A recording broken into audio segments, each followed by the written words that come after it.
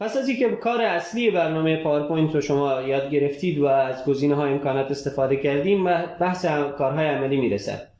در بخش کارهای عملی شما باید متوجه باشید امکانات پاورپوینت برای هر کاری تقریبا مناسب هست. حالا چه بخوایم که یک دانه مهر بسازیم، چه بخوایم یک دانه تابلو بسازیم، یک کلیپ تبلیغاتی بسازیم، همه امکانات کنار هم قرار میگیره شما رو به هدفی که داریم میرسانه. نمونه‌ای که امروز می‌خوایم کار کنیم یک تابلو 6 متر در 2 متر هست با این شکل و ساختار و سایزی که ما می‌بینیم. خب در اصل چیزی که حالا ساخته شده در حد 6 متر نیست. خب ما با استفاده از امکاناتی که در پاورپوینت وجود داره و به کمک خود فتوشاپ که آخرین کار فتوشاپ انجام میده به این نتیجه میرسیم. یادتان بمانه 99% کار در پاورپوینت انجام میشه، فیصد نهاییش باز فقط مربوط به فتوشاپ میشه. پس ما ضرورت مستقیم به یادگیری فتوشاپ نداریم، کارها رو اینجا انجام میدیم.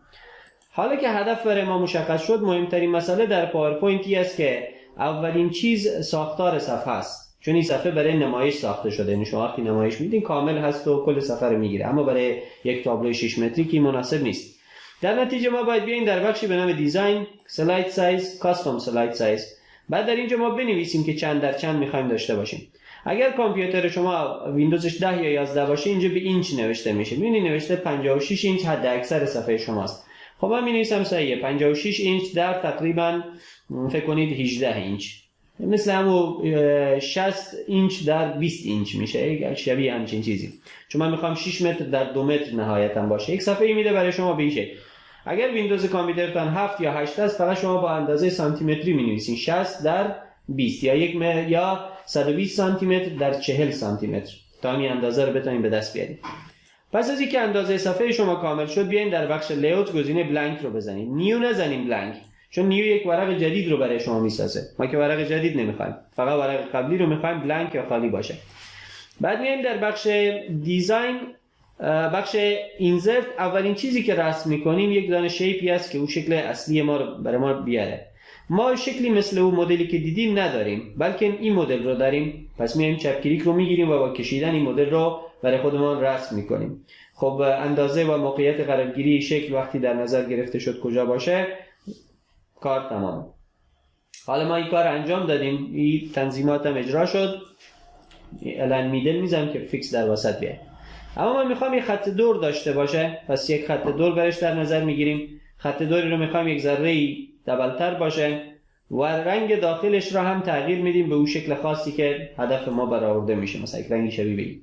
اما نمیخوام این بیرون زدگی داشته باشه، چون وقتی ما نمایش میدیم میبینید کوچک از کنج صفحه برای ما نمایش داده میشه، پس این خوب نیست. ما میخوایم که هیچ اثری از اون نباشه. حالا یا این رو کش کنید که زاویه کمتر بشه یا اندازه شو کمی بی‌طرفتر بیارین که اون پر بشه. پس از اینکه این کار انجام شد ما میایم دوباره در بخش شیپ ها و یک دانه شیپ دیگه رسم میکنیم مثل این. با استفاده از رنگ ها میایم رنگش رو زرد میگذاریم با یک خط دور که اصلا نداشته باشه و برای بهتر شدن نمایش کنترل رو بگیریم با چرخاندن اسکرول موس بیاین نزدیک، چون وقتی شما کنترل میگیریم اون میچرخانه و نزدیک میاره. بعد از اینکه این کار شد سایزش رو تنظیم کنیم. ما یک سایه میخوایم به این طرح خود بدیم، پس یک سایه مثل این میگذاریم.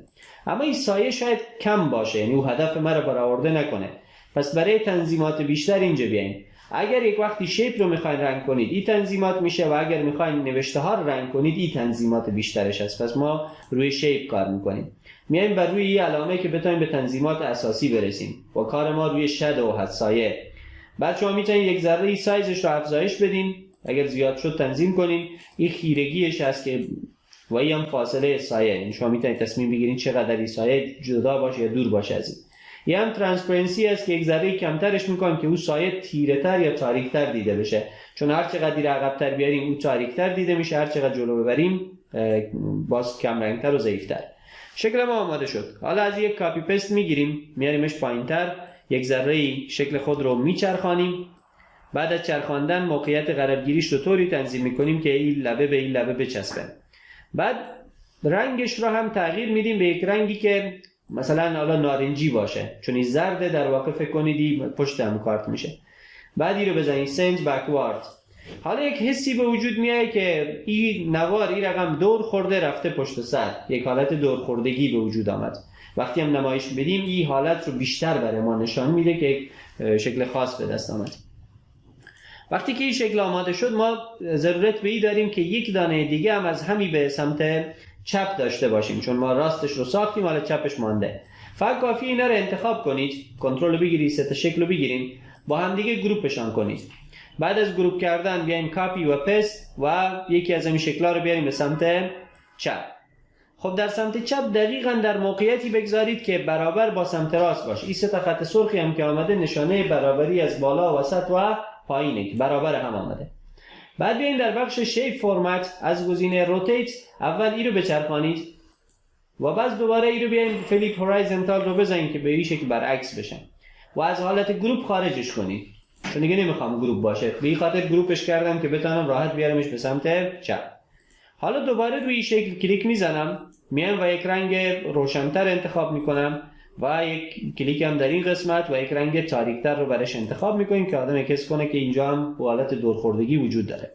در اینجا ما میخوایم یک عکس بگذاریم، پس میایم شیپ فیل، گزینه پیکچر و حالا به شما اجازه داده میشه بریم به حافظه کامپیوتر جایی که عکس‌های شما قرار داره. اما چرا عکس در چپه آمد؟ به خاطر که شما شکل خود رو دور دادین، برعکس کردین. حالا اینجا چون ما چیزی نمی‌نویسیم اثرش معلوم نشد، ولی در اینجا عکس‌ها معلوم میکنه. برای اینکه حالت برعکس بودن از بین بره بیاین در بخش روتیت و دوباره همون گزینه‌ها رو تکرار کنیم، فلیپ ورتیکال و هورایزونتال، تا اینکه عکس شما برگرده به حالت عادی خودش. البته یادتون بمونه اول باید از حالت گروپ خارجش کنیم، بعد از اون کار کنیم، وگرنه کل شکل دوباره دور میخوره، شکل‌ها پس به حالت اول برمیگرده.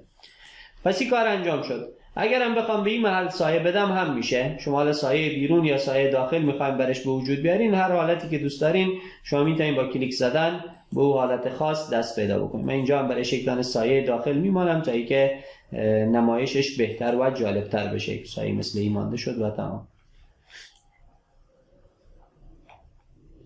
خب گروپ داره، داخل گروپ کلیک میزنیم، بعد از اون باز میشه انتخاب کرد که چه نوع سایه‌ای رو شما میخواین و برایش انتخاب میکنیم.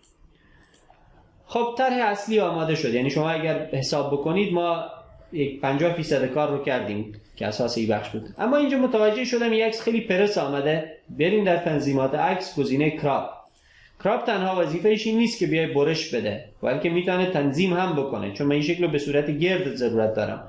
پس کشیدم تا او گردیش به وجود بیاد و موقعیت قرارگیریش رو تطبیق دادم و تاییدش کردم. این کارم انجام شد. برای پشت سرم میخوام یک رنگ بگذارم، پس میایم در بخش دیزاین، گزینه فرمت بک‌گراند و سالید فیل و در اینجا هم شما میتونید یک رنگ انتخاب بکنید تا به عنوان طرح پشت سر از اون رنگ خاص تک رنگ استفاده بشه. بعد دیزاینی که ما اینجا انجام دادیم 4 تا از این علامتکای کوچک در اینجا هست. پس ما میایم از طریق گزینه شیپ ها، به این خاطر هست که شیپ ها در هوم قرار دارن، چون اکثر کارهایی که ما در پاورپوینت انجام میدیم بر اساس شیپ ها هست و رنگ‌ها و تنظیماتش انجام میشه. خط دور هم نمیدم اصلا، به اینم از بین بردم و از نظر سایز هم تنظیمش میکنم که یک سایز خوب داشته باشه. دوباره کنترل میگیریم میریم نزدیکتر. حالا فقط کافی است که از این کاپی بگیریم، پستش کنیم و این دوتا باید مطابق هم دیگه قرار بگیره.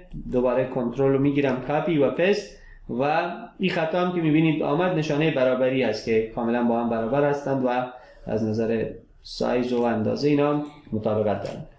خب هر 4 تا رو شما میتونید انتخاب بکنید مجدد. حالا خواستین یک گروپشان کنید، خواستین اندازش رو تنظیم بکنید، این اجازه رو شما دارید.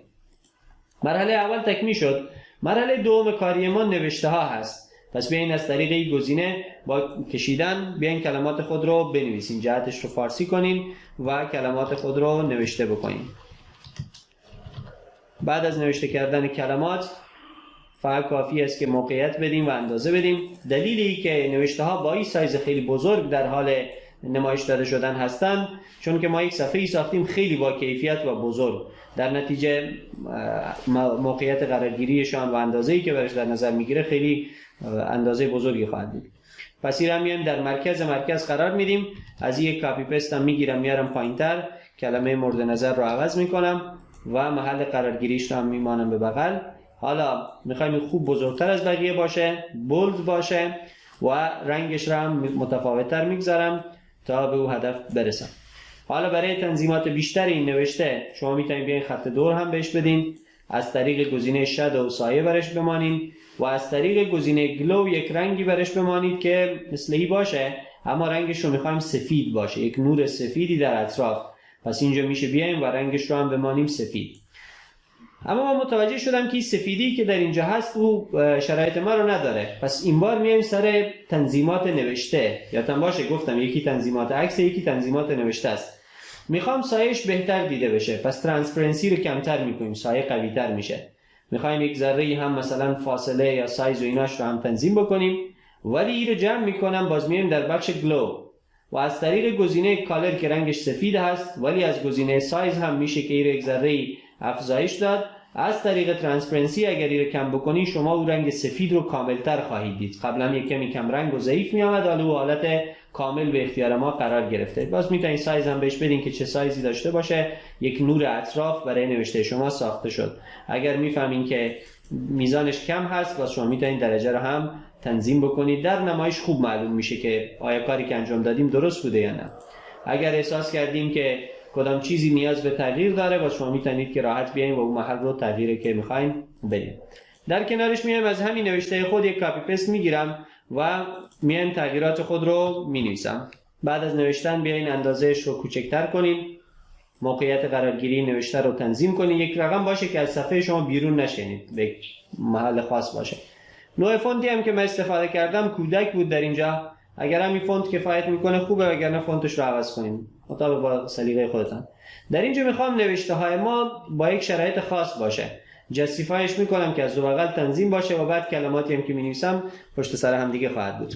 پس از اینکه کلمات خاص رو نوشتیم، ما باید بیایم اولا فونتش رو تغییر بدیم، چون میبینید کاملا ساختارش با این محل مطابقت نداره، خیلی خوب معلوم نمیشه. انتخاب فونت در طراحی یک تابلو خیلی تاثیر داره. یعنی هر چقدر فونت خاص بگیریم متفاوت‌تر به نظر میرسه. من فونت نازنین میگیرم، میرم بولد میگذارم، یک کمی اندازش کوچکتر میکنم که با این محل تطبیق پیدا کنه. اما یک مشکل دیگه ای که دارم از نظر فاصله بین نوشته‌ها اینجا عوارض داره.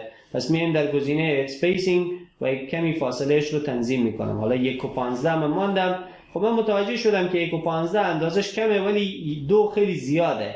خب چه راه حلی وجود داره؟ شما میتونید بیاین لاین اسپیسینگ آپشن و این رو میشه بگذاریم روی مولتیپل و به جایی که 1.15 باشه مثلا بگذارم 1.75، یعنی یک سایز دستی یا فاصله دستی داشته باشم. بعد اگر باز هم مشکل داشت دوباره میشه بیایم در همین قسمت مثلا 1.85 این بار انتخاب کردم، بعد اوکی زدم. با هدف ما این است که این نوشته ها با موقعیتی که برش در نظر گرفته شده مطابقت داشته باشن و رنگش هم مطابقت نداره. پس ما اگر رنگ رو سفید کنیم به هدف خود میرسیم. خب کار ما تقریبا تمام هست. فقط کافی است که از همین شکل خود یک کاپی پست دیگه بگیرم، این رو بیارم در این قسمت و کلمات خود رو بنویسیم. پس از نوشتن این کلمه به این میخوام یک سری فونت متفاوت بدم یا که رنگش رو کاملا فرق بدم و یک کمی هم سایه برش در نظر میگیرم. این هم نتیجه داد. آخر کار هم ما فقط یک شماره تلفن خود رو میخوایم بنویسیم. پس تنظیمش میکنیم، شماره خود رو مینویسیم. بعد برای جالب‌تر شدن یک کمی فاصله میدم، یک چند تا از این خط فاصله ها میگیرم و شماره دوم خود رو مینویسم.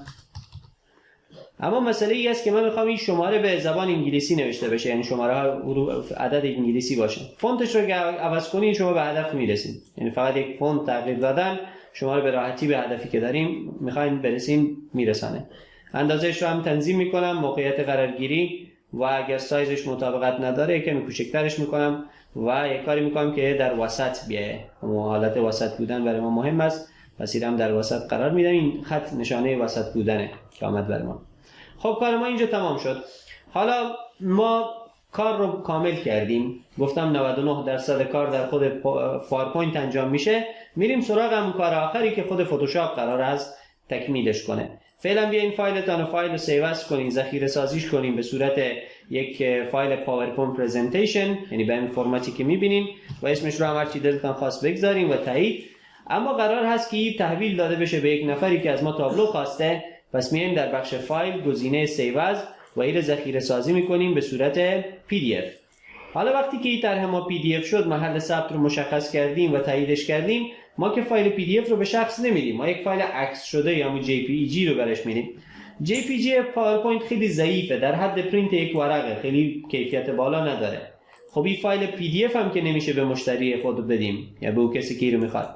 پس نتیجه میشه ای که ما باید یک سایز بندی رو داخل فتوشاپ انجام بدیم. پس هدف از فتوشاپ این است که این رو باز کنه، اندازه بده، ذخیره‌اش کنه. پس وارد فتوشاپ میشید. مهم نیست کدام نسخه فتوشاپ رو دارین، قدیمی، جدید، همه فتوشاپ ها فقط برای این کار یکسان هستند، یکسان عمل میکنند و شما میتونید از هر نسخه جدیدترش هم استفاده بکنید یا قدیمی ترش هم میشه کار گرفت. خب منتظر میمونم فتوشاپ باز بشه. پس از باز شدن فتوشاپ دوبار کلیک میزنید در محیط صفحه خاکستریش، روی همون تابلویی که آمده دوبار کلیک کنید. بعد یک صفحه برای شما میاد میگه که به چه شکلی میخواید رو ببینین. به همین شکل پیج باید بیاد و این رو بگذارین روی سانتی متر، به شکل سانتی متر ببینین. رزولوشنش رو باید 100 بگذارین، چون اگر از 100 بزرگتر باشه برای یک تابلو خوب نیست دیگه، او استانداردهایی داره که باید رعایت کرد. ولی اینجا می‌نویسم 600. خب ببینید خودش گفته 600 در 192 ما برایت اندازه میدیم. حالا استاندارد اگر برایت هست اوکی بزن. بعد از اوکی زدن تابلو برای ما اینجا وارد میشه و این سایز بندی دقیقاً مطابق با همون 6 متر در 2 متری است که انتخاب کرده بودیم. اونجا تخمینی بود، گفتیم مثلا 60 اینچ در مثلا 20 اینچ، اینجا واقعی کار. بعد بریم در بخش فایل و گزینه سیو از و فقط کافیه جنسش رو بگذاریم روی جی پی جی و تابلو نهایی شما با یک کیفیت خیلی عالی خواهد بود که نتیجه و هدف رو برای شما خوب با کیفیت نشان میده. اگر این پیام هم برای شما آمد دلیلش این است که شما درایو سیتان خیلی جای کمی داره. خب در هر صورت بعد از اینکه کار ذخیره سازی انجام شد شما میتونید که این صفحه رو ببندید